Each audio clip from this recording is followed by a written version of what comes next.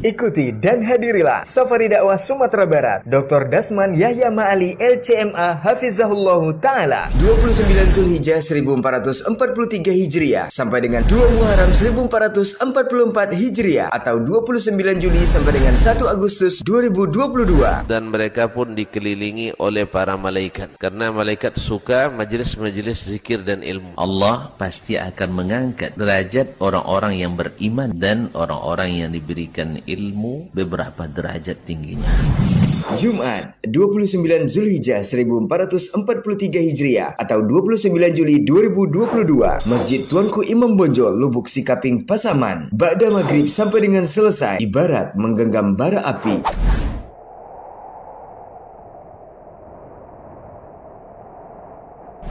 Sabtu 30 Zulhijjah 1443 Hijriah atau 30 Juli 2022 Masjid Al-Ikhlas Panapa Lubuk Sikaping Pasaman. Ba'da subuh sampai dengan selesai kedudukan sunnah dalam Islam.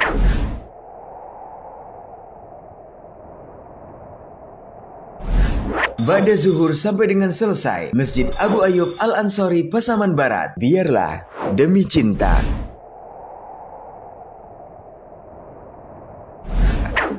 Ba'da maghrib sampai dengan selesai Masjid Jabal Rahmah Pasaman Barat. Nikmat surga dan siksa neraka.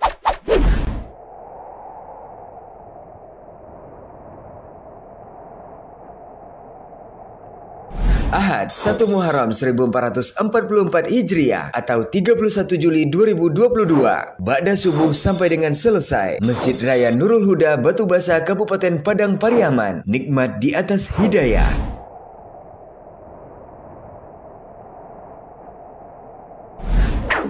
Jam 10 sampai dengan 12 waktu Indonesia Barat Masjid Al-Ikhlas Koto Mandake Kota Pariaman. Keagungan ilmu hadis dalam Islam.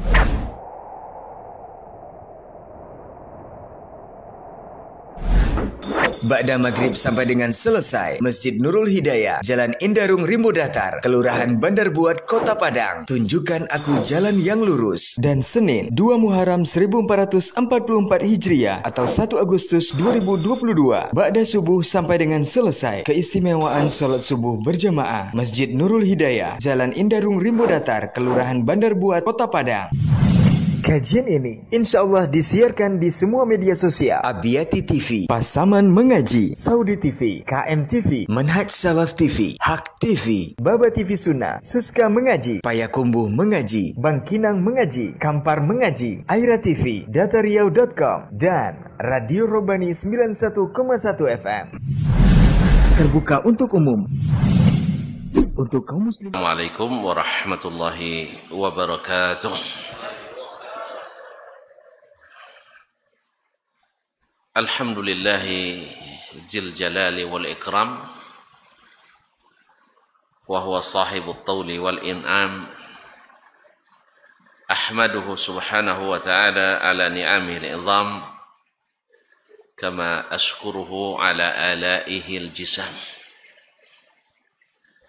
Ashhadu an la ilaha illallah wahdahu la sharika lah al-malikul 'allam wa ashhadu anna Muhammadan abduhu wa rasuluhu sayyidul anam alaihi afdalus salati wa atammus salam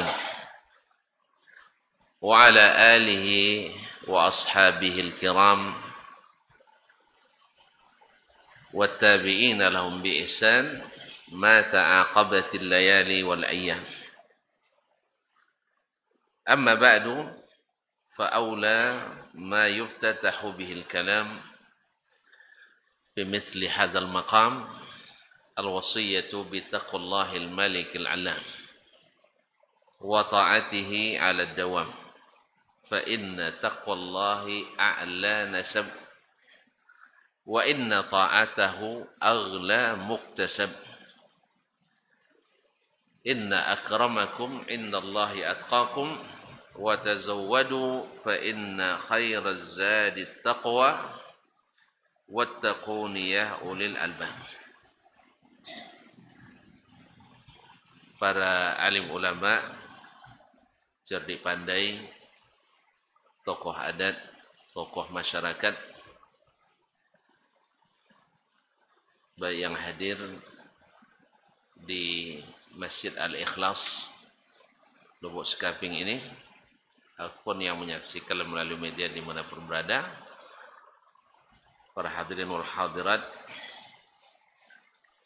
khususnya ada teman saya di sini, Dr. Erwan, imam kita, dan Bapak, Masya Allah pengurus,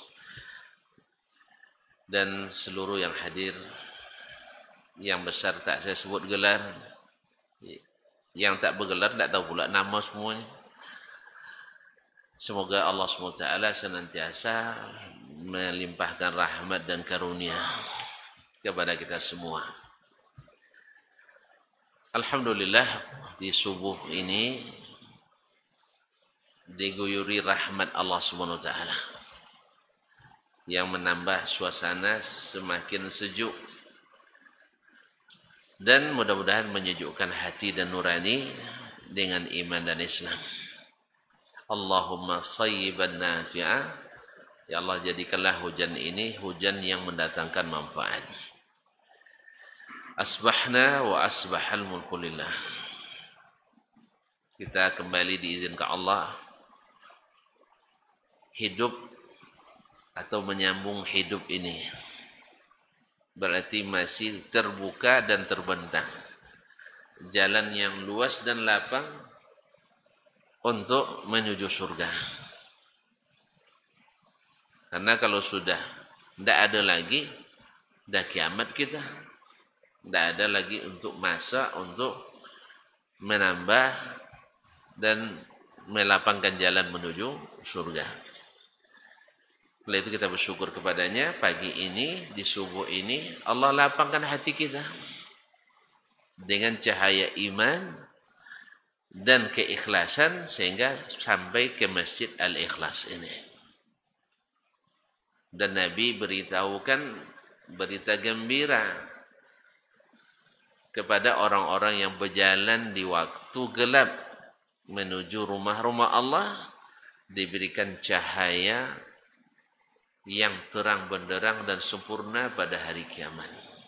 Yauma la yukhzillahu an-nabiyya walladzina amanu ma'ahu yaqulun rabbana atmim lana nurana waghfir lana innaka ala kulli syai'in qadir. Pada hari Allah tidak merendahkan orang Rasul dan orang yang beriman bersamanya. Cahaya mereka dari depan, dari kanan. Mereka berdoa, ya Rabb kami, sempurnakanlah cahaya kami. Nabi katakan, وَبَشِّرُ الْمَشَّائِينَ بِالظُّلَمِ إِلَى الْمَسَاجِدِ بِالنُّورِ التَّامِّ يَوْمَ الْقِيَامَةِ. Beritakanlah berita gembira kepada orang-orang yang berjalan di tengah gelap menuju rumah-rumah Allah dengan cahaya yang sempurna pada hari kiamat nanti. Apalagi solat subuh ini, Bapak dan Ibu yang saya muliakan, datang kepadanya, solat sunatnya saja lebih baik daripada dunia dan seisinya. Apa rencana kita hari ini dunia ini? Ada yang nak berdagang, ada yang nak, apa lagi? Ada yang nak berdagang, ada yang nak bolek godang, ada yang nak berlibur dan seluruhnya. Tetapi 2 rakaat subuh ini lebih berat dan lebih besar nilainya dari dunia dan seisinya ini. Allah, maka rugi kalau kita tidak datang salat ke masjid ini. Rugi kalau tidak ikut salat sunatnya. Makanya kenapa di salat subuh ini masa tenggang antara azan dan iqamahnya lebih panjang dari salat-salat yang lain, supaya tidak satu pun kita kecuali mendapatkan kelebihan ini. Maklumlah yang namanya subuh, ya Pak ya, banyak urusan. Bangun pertama berapa kali menggeliat dulu kiri kanan baru bisa. Pasang alarm jam 4.30 baru bisa tegak. Nah, 4.30 baru bisa. Pasang alarm jam 4.30, 5.30 baru bangun. Makanya bagusnya memang Di mana-mana kalau kami di Madinah waktu itu, kalau antara salat subuh, azan dan qamatnya menunggu hanya lebih kurang 30 menit atau 20 menit sampai 30 menit. Sebab apa?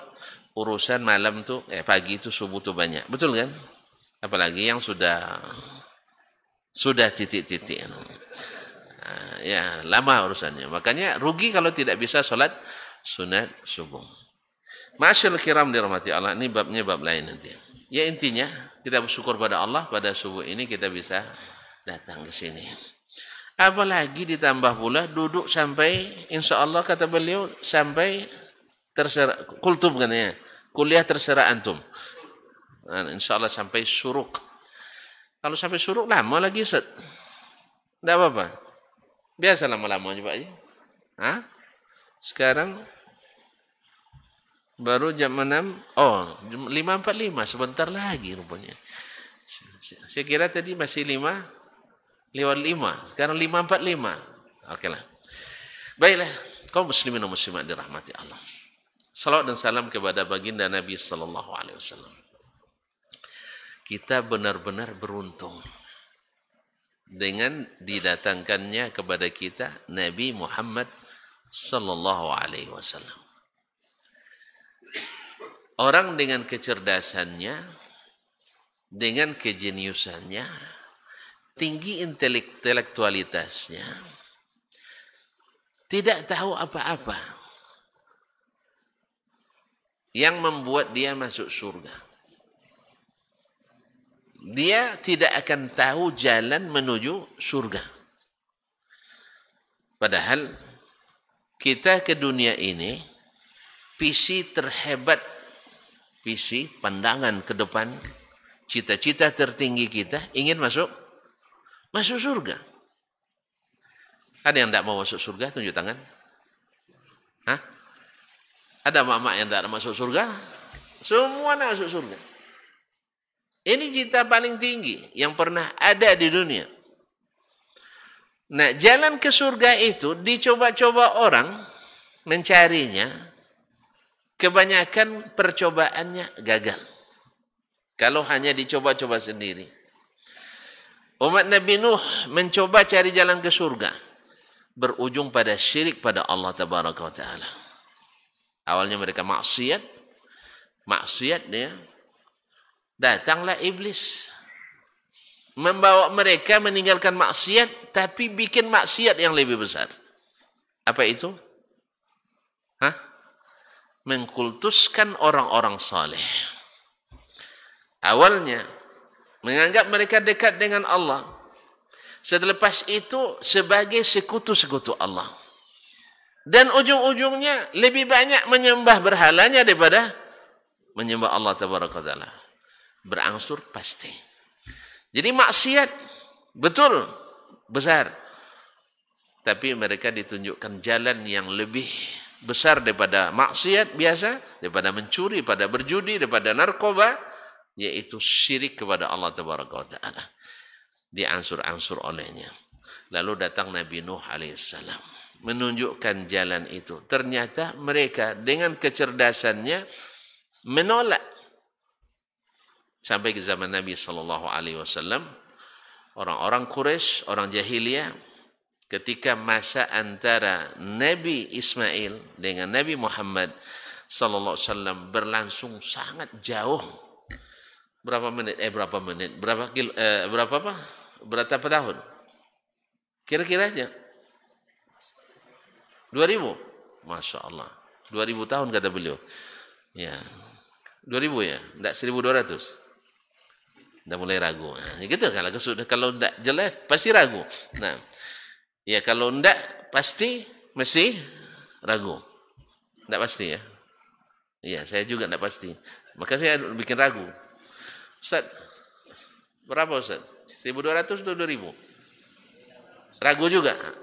Nah, itulah saya jadi ragu gara-gara antum ragu, saya ragu juga jadinya. Nah, yang jelas masanya sangat panjang. Beratus-ratus tahun, berabad-abad.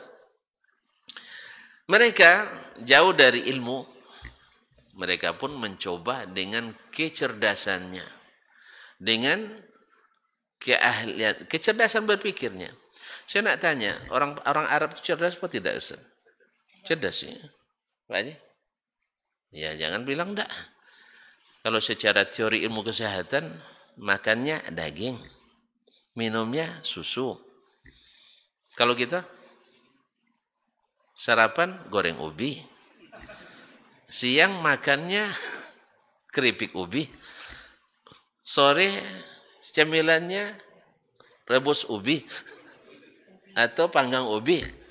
Mana yang lebih banyak apa proteinnya, ubi atau susu? Kalau kita makan nasi pakai daging, mereka makan daging pakai enggak, awak makan nasi pakai daging. Nasi satu baskom, apa namanya? Enggak sepiring. Cambung, satu cambung tuh dagingnya satu potong. Ya, perbandingannya kalau orang Arab makan kambing seekor 6 orang. Kalau orang kita makan kambing seekor 6 RT. Iya Pak ya? Tentu enggak. Dari sisi kecerdasan, mereka lebih cerdas dari kita. Lebih cerdas, enggak kurang. Apa sebab? Karena omega 3-nya banyak pada mereka. Kalau kita mega mendungnya banyak. Jadi kaum muslimin orang cerdas. Cuman kecerdasan yang tidak berdasarkan ilmu membuat mereka tersesat jalan. Karena lahir dari pikiran, lahir dari perasaan. Segala yang dianggap baik menurut pikirannya dijadikan bagian dari agama. Itulah yang terjadi ketika para sahabat setelah masuk Islam mereka saling bercengkerama. Alangkahnya bodohnya kita dulu ya katanya. Ketika kita melihat ada batu agak aneh, kita kultuskan, jadikan sembahan. Besok ketemu batu yang lebih aneh lagi, yang lebih bagus daripadanya, kita jadikan pula sembahan dan sebagainya. Ada yang lucu lagi seperti cerita Muawiyah bin Al-Hakam. Dulu semasa kita di masa jahiliyah dulu, kalau pergi musafir, kan Tuhannya tinggal. Kan Tuhannya tinggal kan, berhalanya. Lalu gimana? Mesti dibawa. Kalau enggak nanti enggak selamat perjalanan. Kalau dibawa batu, berat. Argo tak ada. Dibawa kayu, juga berat. Akhirnya apa dibuatnya? Dibuat Tuhan dengan bahan tepung. Diadon tepung dengan susu, habis itu dibentuklah semacam patung, dibawa. Dalam perjalanan habis bekal. Minta sama Tuhan, tidak dikasih. Habis itu, datang pikirannya lagi. Barangkali Tuhan ini maha pengasih, maha penyayang.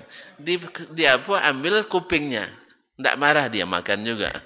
Habis itu ambil hidungnya, tidak juga marah, dimakan terus. Akhirnya habis Tuhan dimakan. Itu masa jahiliyah. Jadi kaum muslimin dan muslimat dirahmati Allah SWT, memang kecerdasan kadang-kadang tidak berguna kalau tidak dibimbing dengan wahyu. Nah, disitulah letaknya Allah menyebut laqad mannallahu 'alal mu'minina iz ba'atsa fihim rasulan min anfusihim. Benar-benar Allah telah memberi karunia yang besar kepada siapa? Orang-orang yang beriman. Sebab orang yang tidak beriman tidak dapat dia karunia ini. Orang-orang beriman. Apa itu nikmat yang besar?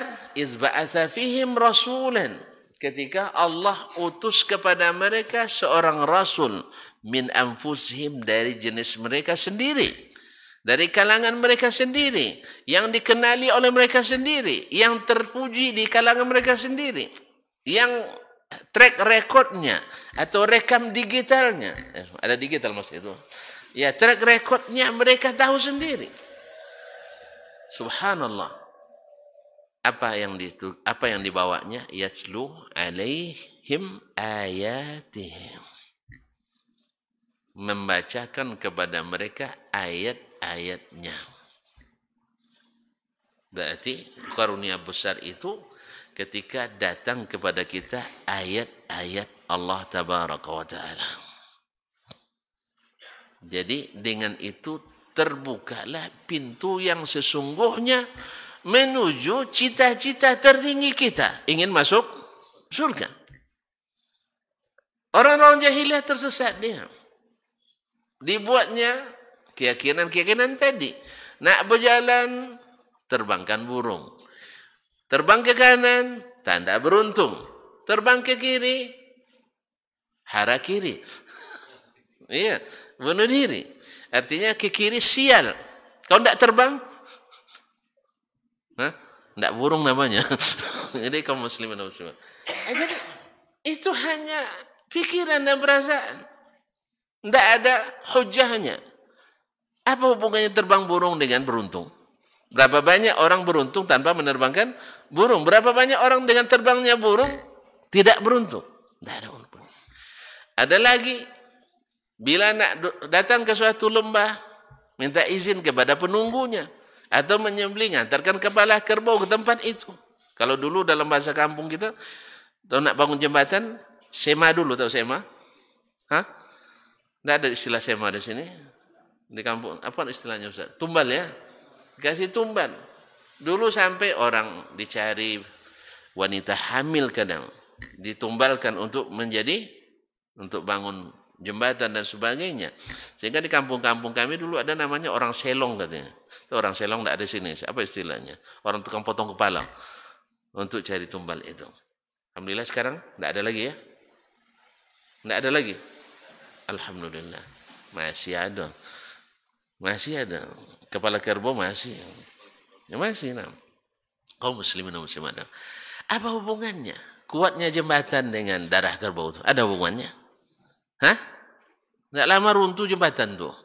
Allah musta'an. Mungkin marah jin juga katanya. Karena kerbaunya ternyata kerbau betina katanya. Mau kerbau jantan. Allah musta'an. Nah, demikian jahiliyah dulu. Lalu datang Nabi SAW membacakan ayat Allah. Wa yuzakkihim, dan membersihkan mereka. Dari mana? Dari kotoran-kotoran pemikiran dan perasaan tadi. Dengan apa? Ayat-ayat Allah Tabaraka wa Ta'ala. Dibersihkan. Jadi kalau yang namanya tazkiyah itu tidak bisa dalam sehari. Ini ada sebagian santri kadang atau mahasiswa datang ke saya minta tazkiyah Ustaz. Ya. Awak baru kali itu pertama bertemu. Saya bilang, tidak bisa. Tazkiyah itu proses. Maka saya syaratkan siapa gurunya kamu. Bilangnya gurunya Haji Ahmad misalnya kan. Ya, Haji Ahmad. Haji Ahmad kenal tidak dengan saya? Saya kenal enggak dengan dia? Kalau dia tidak kenal harus kenalan dulu. Kalau saya tidak kenal, saya kenalan dulu. Setelah itu baru izin dia.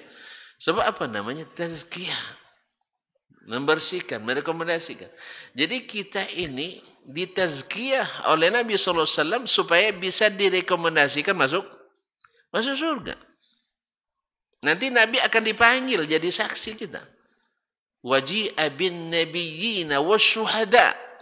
Didatangkan para nabi pada hari kiamat. Wa wudi'al kitab waji'a bin nabiyyina wasyuhada. Didatangkan para nabi dan para saksi. Wa qudiya bainahum bil haqq. Saat itu dihukum putus hukuman di antara mereka dengan hak. Tidak ada sogok menyogok lagi. Allah bisa disogok? Hah? Malaikat bisa disogok? Hah? Para nabi bisa disogok? Tidak. Hukum benar-benar bil haqq. Tidak ada yang tertinggal satupun.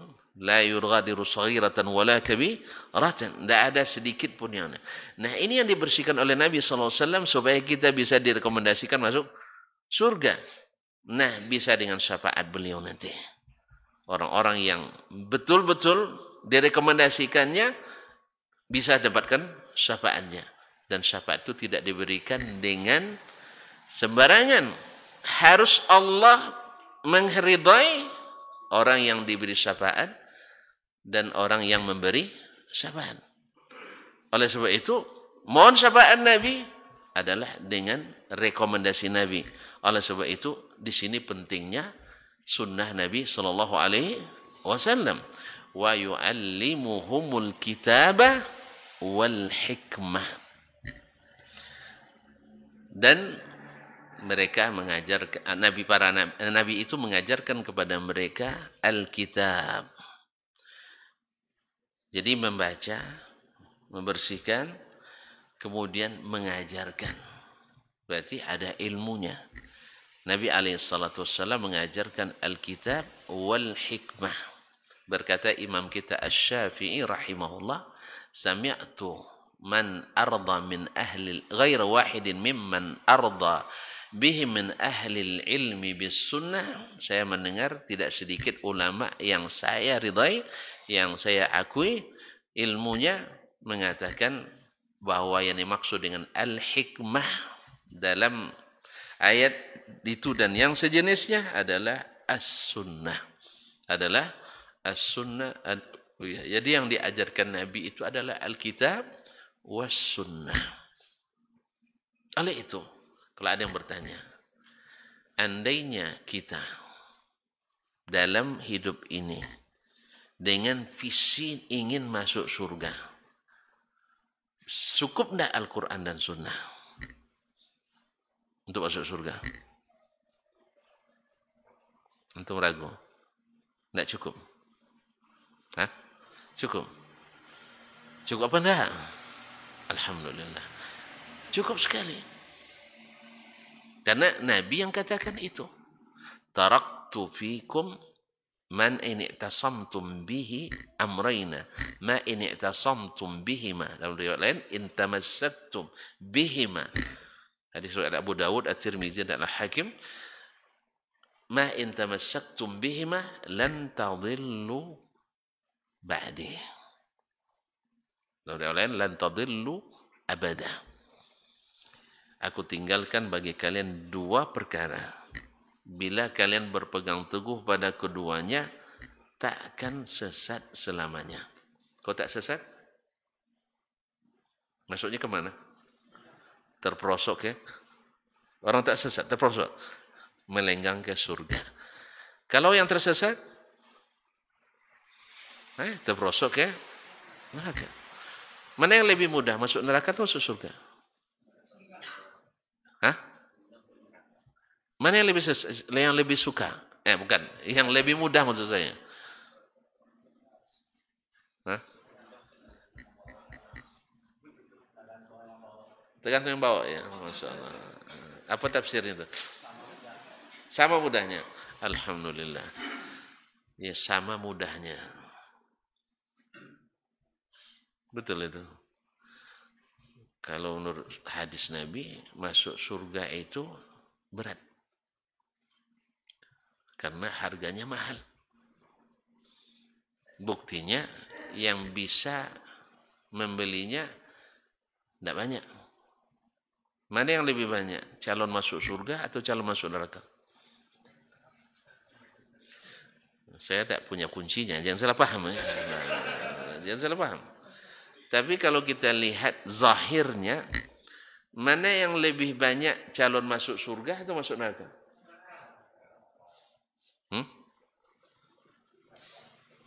Iya. Masya Allah. Alhamdulillah. Di mana antum tahu? Bahwa calon masuk surga lebih banyak, lebih sedikit daripada yang masuk neraka. Hah? Salat subuh sedikit yang hadir. Berarti yang tidak salat subuh tidak masuk neraka langsung. Ya Allah ya Rabbi. Astagfirullah. Jangan terlalu begitulah. Sedih saya. Subhanallah. Lihat saja angka orang kafir dengan angka orang yang Islam. Mana lebih banyak? Nah, mana lebih banyak jumlah orang yang Muslim atau yang kafir? Iya. Betul itu? Baik. Kalau orang Islam tempatnya di mana? Di surga. Orang kafir? Hah? Ini sembarang masuk orang nampak. Iya. Allah haramkan neraka bagi orang beriman. Sebagaimana Allah haramkan surga bagi orang yang kafir. Ustaz, tidak boleh bilang kafir, Ustaz. Karena Allah sendiri mengakui agama lain. Apa ayatnya? Lakum dinukum waliyadin. Jangan paksa-paksa orang untuk beriman. Karena Allah sendiri mengakui agama selain agama Islam. Lakum dinukum waliyadin. Tidak boleh sebut orang kafir. Lu tanya, itu ayat di surat apa, Pak? Di surat Al-Kafirun. Di surat orang-orang kafir. Orang sendiri sebut mereka orang kafir. Qul ya ayyuhal kafirun. Faman sya'a falyu'min wa man sya'a falyakfur. Siapa yang mau, hendaklah mukmin. Kalau siapa yang mau, hendaklah kafir. Berarti tidak boleh. Silakan memilih nak jadi kafir atau jadi mukmin. Ujungnya masuk surga juga. Betul? Hah? Kalau cuma masuk surga itu apa? Itu perang lawan antara kafir dengan muslim lagi. Jangan kata muslim kafir, antara sama muslim aja perang juga antum gara-gara mengatakan ini masuk neraka, ini masuk surga. Jadi kaum muslimin dan muslimat dirahmati Allah. Ayat itu tidak berhenti di situ. Bahwa orang yang kafir, nah teruskan ujungnya, akan masuk neraka. Yang beriman akan masuk surga. Jadi tidak berhenti. Jadi Allah tidak nyuruh milih dia. Allah mengancam. Keterangan sudah jelas. Yang beriman nih, yang tidak beriman ini bagiannya. Nah kalau gitu silakan pilih waktu itu. Jelas ya? Kamu mau jadi orang baik, pergi masjid Ikhlas. Kalau jadi orang buruk, pergi ke bukan masjid, pergi ke tempat yang bikin orang buruk. Iya kan? Apakah itu pilihan atau ancaman tuh? Pilihan atau ancaman? Kamu nak jadi orang baik, pergi ngaji masjid Ikhlas. Kalau nak jadi orang buruk, mana tempatnya buruk saya? Tempat apa? Tempat orang berjudi misalnya di kuburan. Sekarang orang judi di kuburan. Nah, narkoba banyak di kuburan sekarang. Jadi tidak ada lagi, dulu orang ke kuburan takut mati kan. Sekarang kuburan nantang mati dia. Allah musta'an. Ma'asyarul kiram rahmatullah. Kembali ke sini. Jadi datang Nabi SAW sebagai karunia besar membawa dua, Alkitab was sunnah atau al-hikmah. Disebutnya as-sunnah dengan al-hikmah. Ini makna yang luar biasa kaum muslimin dan muslimat. Sebab al-hikmah itu, hikmah dalam bahasa Arab min kalimat al-ihkam. Apa makna al-ihkam? Al-itqan. Dia itu benar-benar profesional. Jadi kalau nak jadi beragama yang profesional, yang proporsional, ini bahasa teman saya nih, kalau tidak pakai saya ya. Sebab kalau beliau ini kuliah, kalau tidak pakai bahasa seperti ini, tidak dianggap ilmiah. Nah, ini saya sebutkan dulu waktu kuliah saat ya. Nah, kalau baru dianggap ilmiah bila pakai proporsional, profesional dengan dedikasi, integritas, kredibilitas, dan tas-tas lainnya. Nah, itu baru ilmiah. Kalau tidak dianggap ilmiah. Mohon maaf aja. Bahasa kampung kami itu. Nah, bahasa kampung kami. Ma'asyarul kiram dirahmati Allah SWT. Nah, jadi orang yang beragama yang mutqin berarti mesti mengikuti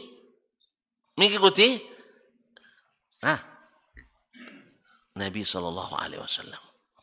Dulu ketika sahabat masih hidup, mereka kan yang namanya sahabat waktu itu kan masih sedang belajar. Seperti kita juga sedang belajar. Makanya kalau ada teman kita, saudara kita muslim, belum seperti kita dia mengamalkan sesuatu agama, jangan langsung dikucilkan. Tapi harus diajarkan. Ini mohon maaf sebagian kita mentang-mentang dah ngaji, yang tak ngaji dilecehkan, direndahkan. Akhirnya apa? Orang awalnya nak ngaji tapi nengok kita yang begitu. Iya tak? Mandang aja nih. Nengok orang merokok. Belalakinnya. Ya orang rokok itu kaum muslimin lebih dia cintai dari istrinya. Abang berhentilah merokok nih bang katanya. Mahal lah dos sekarang katanya. Abang katanya. daripada berhenti merokok, lebih berhenti jadi suami kamu katanya. Saya lebih duluan jatuh cinta pada rokok daripada anda yang seperti itu, antum tidak sabar menghadapinya, dia tidak akan ngaji. Apa nak ngaji mesti ikhlas, syaratnya tidak boleh merokok. Iya, orang yang merokok tidak boleh ngaji di situ. Bukan maksudnya dalam masjid tidak boleh merokok, tidak. Asal awak masih merokok, mandang ya orang coba akhir gitu katanya. Akhirnya orang tidak jadi simpati dengan ngaji itu. Apa sebab? Sejak ngaji, tidak disapunya kita. Sejak ngaji, tidak senyum loh kita. Ada disapunya kita. Tidak dihormati kita. Ma'asyarul kiram, dihormati Allah. Jadi Nabi SAW adalah yang paling hikmah, yang paling itqan. Makanya al-hikmah itu disebut oleh para ulama, maknanya di antara maknanya adalah al-ihkam. Ada yang mengatakan maknanya isabatul haqq, benar-benar mendapatkan kebenaran. Kalau Imam Al-Ghazali rahimahullah menyebut al-hikmah dengan fi'lu ma yanbaghi, fi ma yanbaghi, bima yanbaghi, yaitu melakukan sesuatu yang patut dilakukan dengan cara yang patut dilakukan pada waktu yang patut dilakukan. Dan itu pada hadis pada Nabi SAW, ilmu itu yang sempurna. Makanya kenapa kita sholat subuh 2 rakaat ya? 2 rakaat tadi? 2 rakaat. Kenapa antum tidak tambah? Karena Nabi tunjukkan 2. Andai Nabi tunjukkan 3, kita buat 3. Andai Nabi tunjukkan 5, kita buat 5. Andai 20, kita buat 20. Tapi untung tidak 20. 2 aja. 2 saja. Itulah kata beliau, tidak banyak yang tidak datang. 2 aja ada banyak yang tidak datang.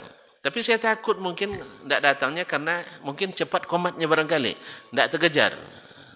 Kita coba nanti Pak Ketua. Iya, kita cobakan lambatkan komat sedikit. Sampai 20 menit. Karena maklumlah bangun tidur subuh ini tidak sama kita. Kan tidak sama dah. Antum bangun jam berapa? Jam 3? Jam 4? Ya, bangun terbuka mata aja. Iya, terbuka mata sama lah. Saya jam 4 kurang dah buka mata tadi. Cuman realisasinya baru jam 4:04. Datang ke sini baru jam 5 kurang. Pas azan tadi, Allah musta'an. Jadi kaum muslimin, lama prosesnya gitu. Ini kalau dilambatkan dikit mungkin, tapi tidak tahu lah, terkait dinasnya imam nanti.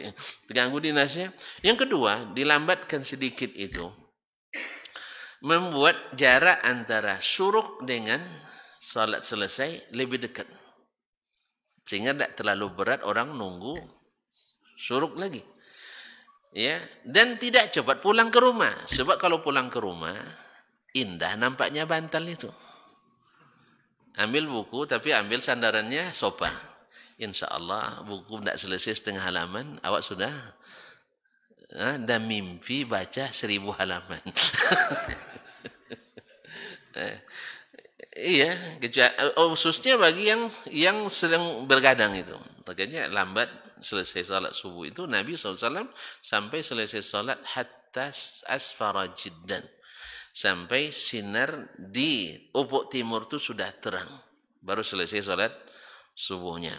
Bukan karena pendeknya, karena panjangnya. Ya agak panjang dari salat yang lain. Ini intinya kaum muslimin. Ini tidak wajib, ini salah paham, tidak wajib. Nah, artinya kalau bisa, ini proposal saya semalam saya sampaikan dengan kawan-kawan, sama ajukan proposal ke pengurus Al-Ikhlas supaya saya jangan terlambat besok sih, tapi tidak terlambat tadi ya. Alhamdulillah. Kaum muslimin dan muslimat, yang nama proposal boleh ditolak, boleh diterima, Pak. Kalau terima, saya bersyukur dan terima kasih. Kalau ditolak, besok saya ajukan lagi. Besok saya ajukan lagi. Mana tahu syaratnya masih kurang.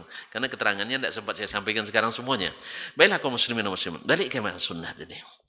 Nah, kalau demikian halnya, Allah menyebut bahwa sunnah Nabi itu dengan al-hikmah, yaitu benar, profesional, dan seterusnya dengan makna itqan, paripurna, berarti sunnah adalah sesuatu yang sangat berharga bagi umat Islam.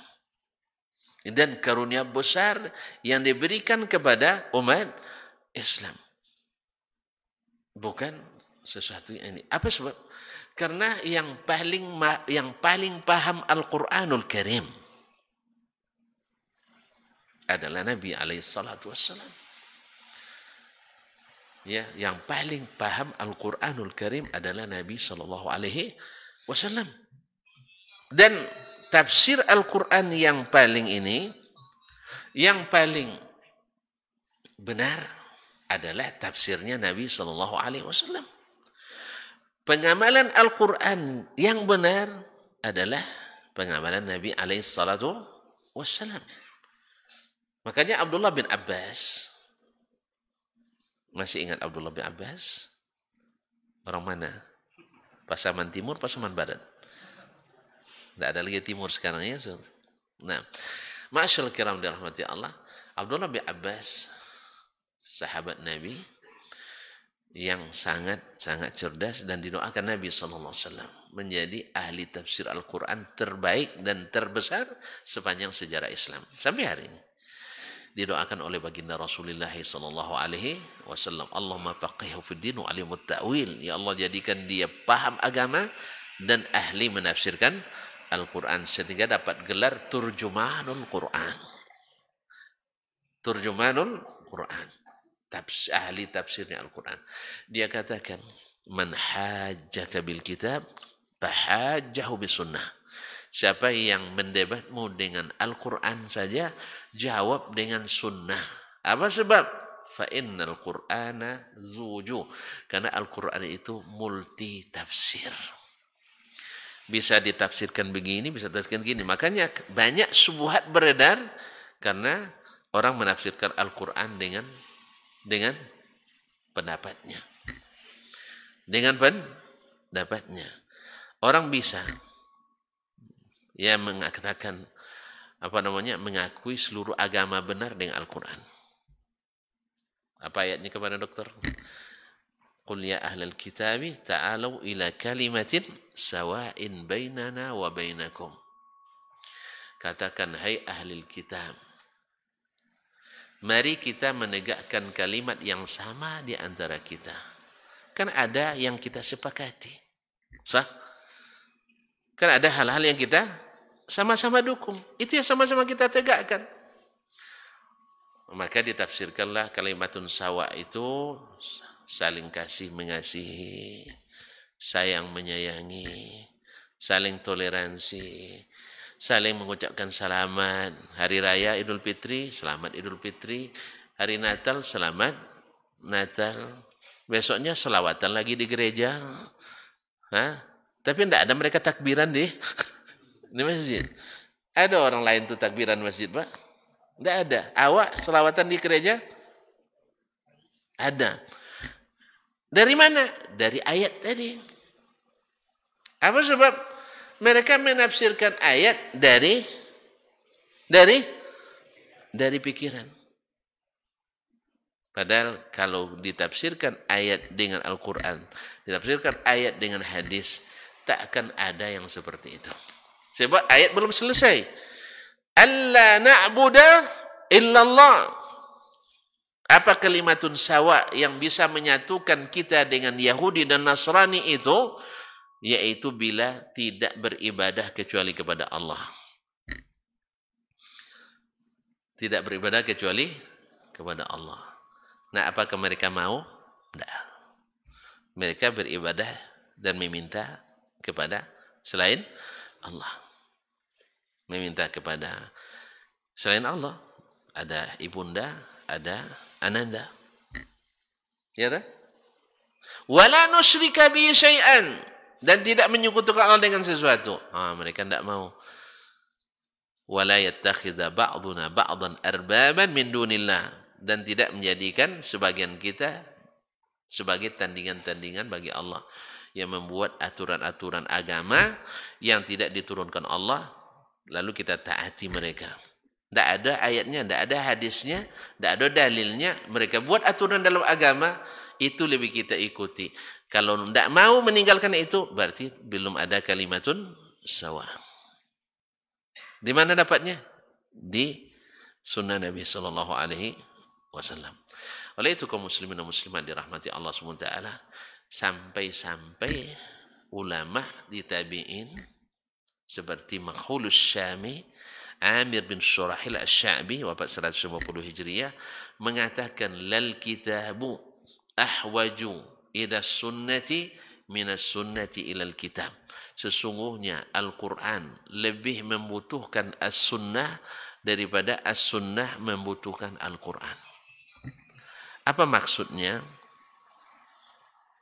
Apa maksudnya? Al-Quran tanpa sunnah tidak bisa diamalkan. Al-Quran tanpa sunnah tak bisa diamalkan. Bisa? Al-Quran tanpa sunnah bisa diamalkan? Hah? Tidak. Diamalkan pasti keliru. Tadilah contohnya. Tadi contohnya. Al-Quran tanpa sunnah mesti keliru.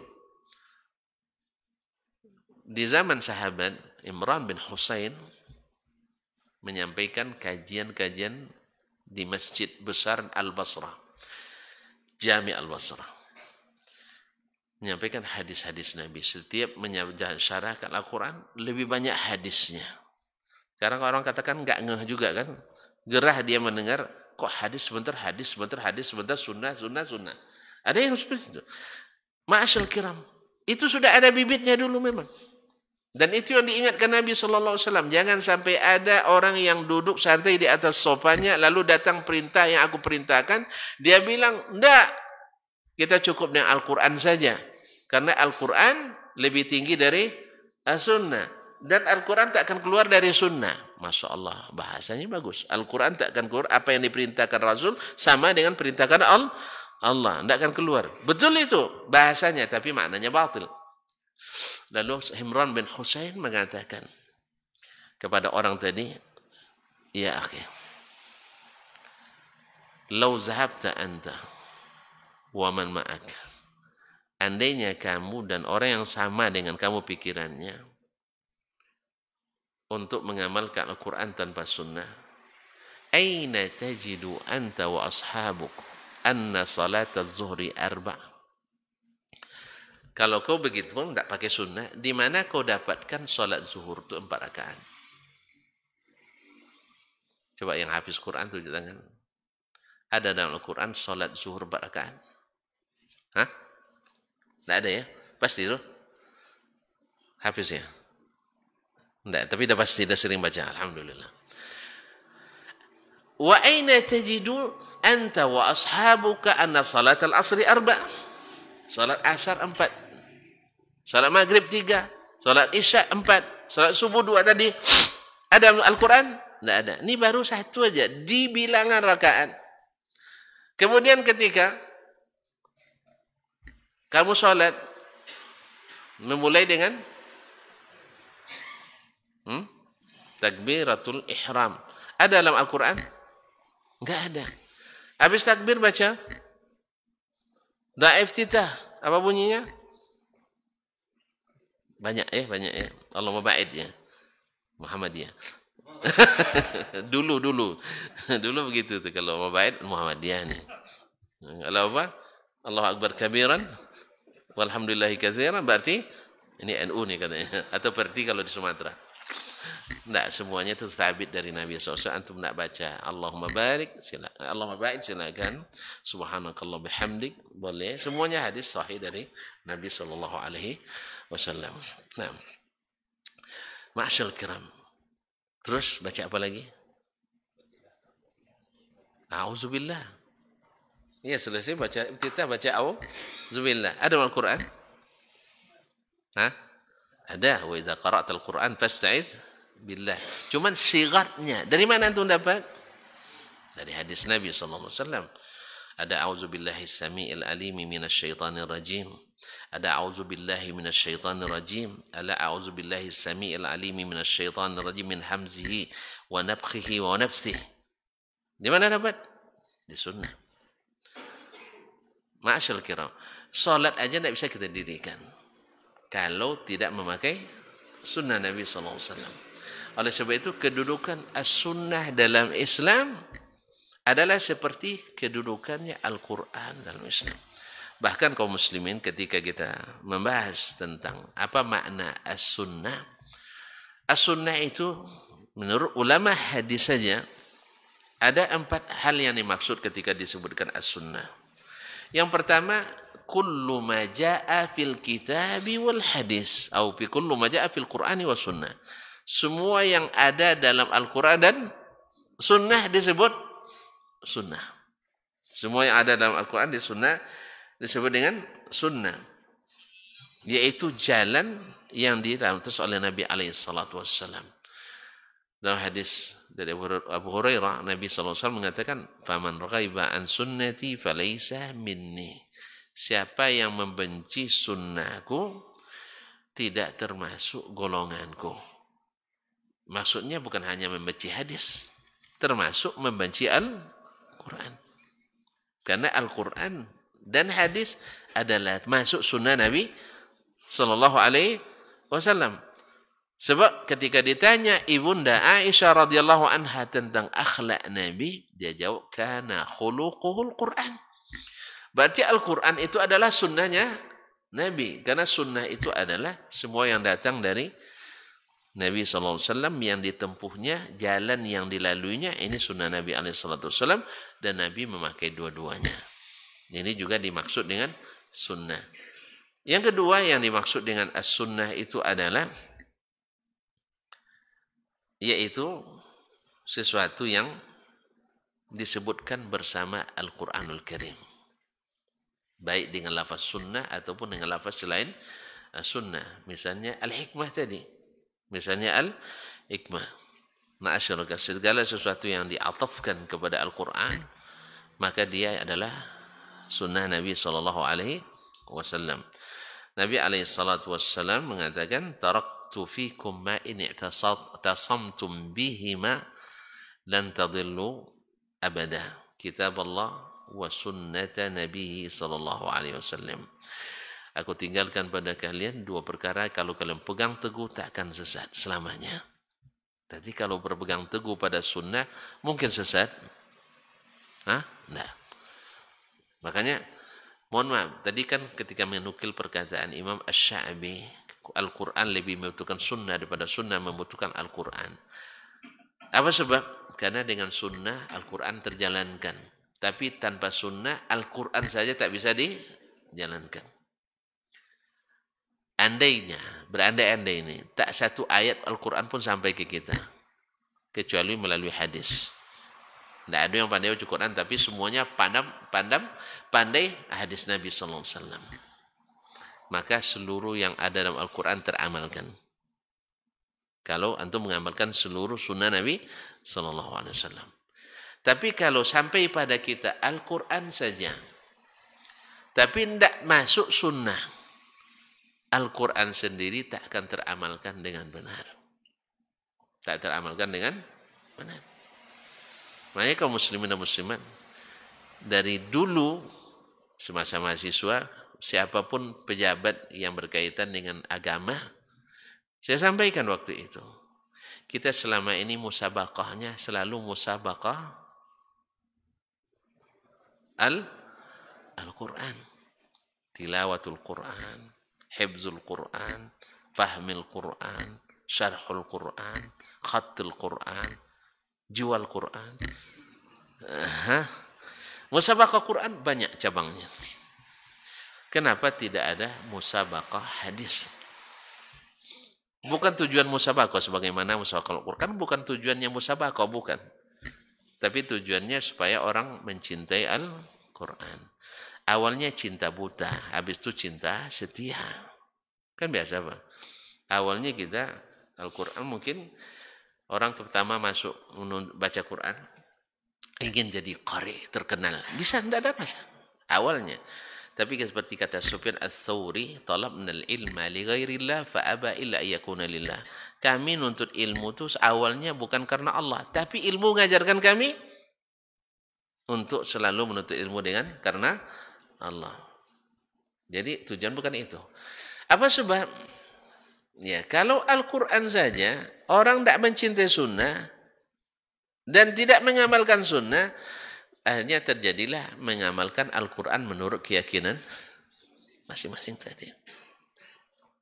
Ya, sehingga banyak pemikiran-pemikiran tersesat dan subuhat-subuhat karena hanya berpegang pada Al-Quran saja. Alhamdulillah 2 tahun kemarin diadakan musabaqah hadis. Tapi tahun ini kabarnya sudah udah hilangkan lagi barangkali. Kurang anggaran barangkali. Kurang anggaran barangkali. Mungkin tidak. Kalau anggaran sebenarnya seremonial ini yang tidak penting-penting dipangkas saja. Ini lebih banyak habis untuk seremonial. Sehingga honor hakim sedikit. Honor hakim sedikit sehingga ketika menilai nanti jadi ngantuk nih. Allah Ustaz. Hadiah peserta sedikit. Yang banyak untuk kontrak. Yang banyak untuk kontraktor. Bikin kontraktor. Untuk astaka yang banyak untuk EO, event organizer, yang mengatur acara. Untuk ini tinggal dikit. Ini sebenarnya yang ini kan tak penting. Banyak pula termasuk di antara maksiat pula kan. Yang ditampilkan musabaqah tilawatil Quran, berbagai tarian yang kadang-kadang membuka aurat. Kan ada sebagian yang buka aurat. Belum lagi ikhtilat laki-laki dan perempuan. Mungkin makanya musabaqah hadis itu penting. Dan supaya kita bisa ini. Yang ketiga yang dimaksud dengan as-sunnah itu adalah sesuatu yang dijadikan lawan daripada bid'ah. Lawan daripada bid'ah. Jadi disebut dulu di kalangan salaf fulanun ala sunnah. Lawannya fulanun ala bid'ah. Sehingga banyak para ulama menulis waktu itu tentang akidah ahli sunnah, disebut kitabnya As-Sunnah. Seperti As-Sunnah Imam Ahmad, As-Sunnah lil Khallal, Syarh Sunnah lil Muzani, murid Imam Asy-Syafi'i, Ushulus Sunnah lil Lalakai, dan seterusnya. Jadi akidah yang berdasarkan hadis, berdasarkan ini yang tidak ada bid'ah di dalamnya disebut As-Sunnah. Yang ada bid'ah di dalamnya tidak disebut dengan as-sunnah. Kemudian yang terakhir adalah as-sunnah, yang dimaksud adalah sesuatu yang disunnahkan bahasa kita. Ini apa hukum Ustaz? Sunat. Ini apa hukumnya? Wajib. Artinya bila dikerjakan berpahala. Bila ditinggalkan rugi. Rugi bukan tidak berdosa. Kalau tidak berdosa ringan jadinya. Jadi yang sunnah itu bila dikerjakan beruntung besar. Tadi kan salat sunat subuh lebih baik dari dunia dan seisinya. Apapun kegiatan kita hari ini, salat sunat subuh lebih berharga daripadanya. Nah, ini makna sunnah. Kemudian ada istilah-istilah lain sunnah di kalangan fuqaha, di kalangan usuliyin dan sebagainya. Barangkali tidak terlalu diperlukan untuk kali ini. Intinya sebagai kesimpulan bahwasanya sunnah Nabi itu adalah karunia besar yang Allah kirim pada kita. Yang kedua, bahwa untuk meluruskan pemahaman dan pengamalan maka diperlukan as-sunnah. Yang ketiga, kita dengan mengikuti sunnah bebas dari penyakit dan serangan subuhan. Karena dengan Al-Quran banyak subuhan orang terlahirkan. Ya, banyak orang lahirkan. Ya. Dengan Al-Quran. Tapi kalau kita lihat bagian pengamalan Nabi terhadapnya dalam sunnahnya, dalam perintahnya, dalam ketetapannya, insya Allah kita selamat dari berbagai subuhan. Yang keempat, bahwa mengikuti Nabi SAW dengan sunnahnya sama dengan mensyukuri pemberian Allah kepada kita. Sebab kalau antum dikasih mobil, lalu dibiarin, tidak diparkir di tempat yang bagus, tidak pernah dicuci, tidak pernah diisi biasanya, antum syukur atau tidak? Kalau sempat anak kasih antum rumah misalnya, mau? Kalau mau pun saya tidak punya yang diberikan.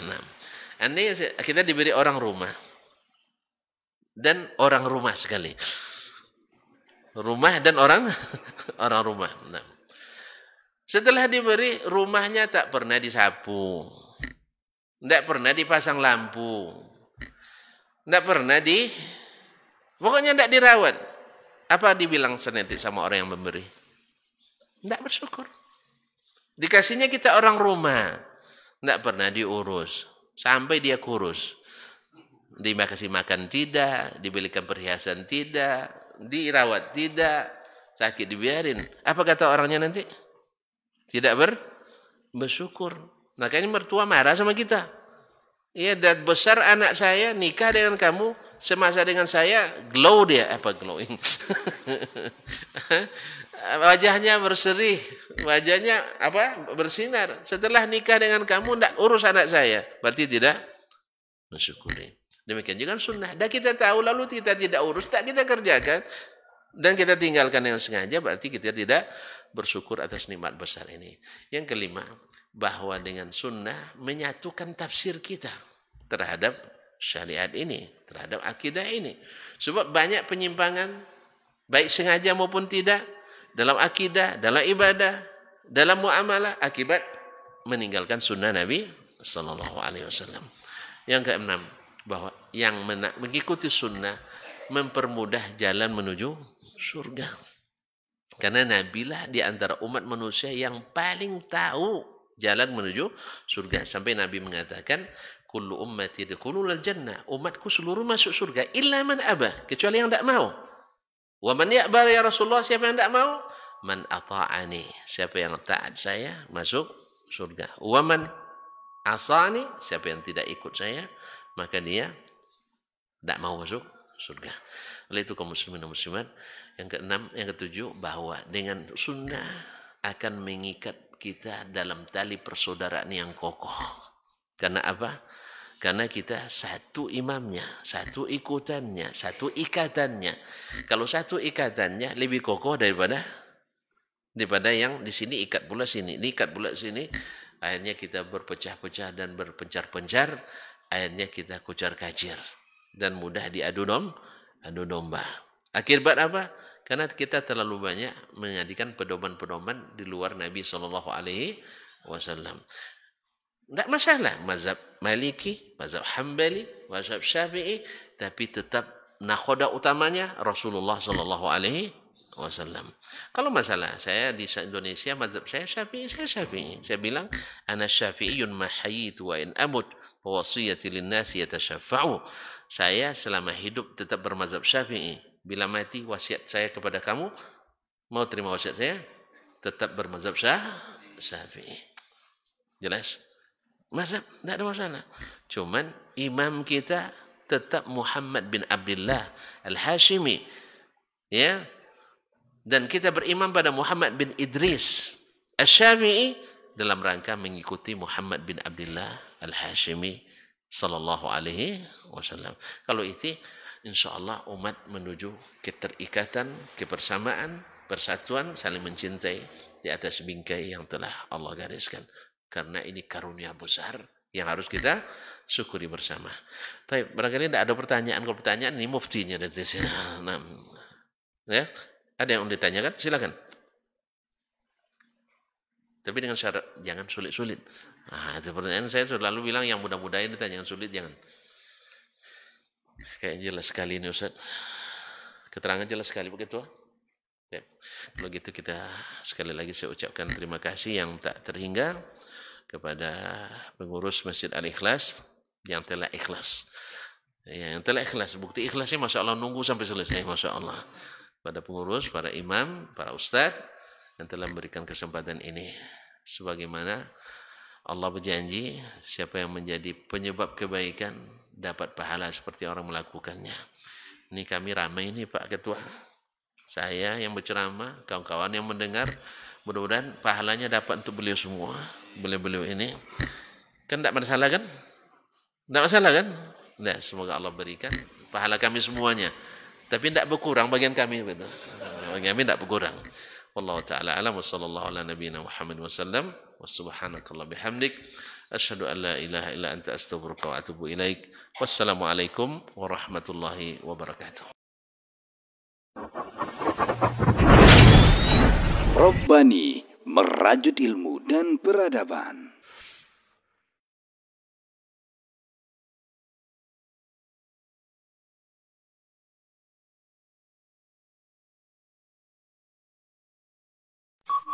Dr. Dasman Yaya Ma'ali LCMA Hafizahullah, Dr. Helmi Basri LCMA Hafizahullah, Dr. Hidayatullah Ismail LCMA Hafizahullah.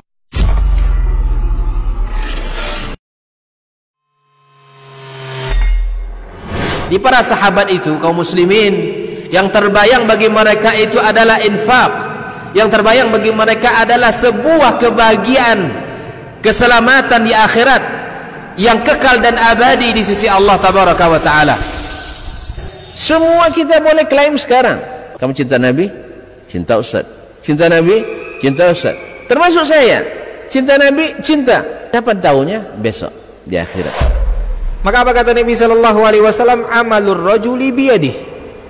Penghasilan yang terbaik adalah pekerjaan yang dilakukan oleh seseorang dengan tangannya sendiri. Wa kullu bai'in mabrur, dan setiap jual beli yang mabrur.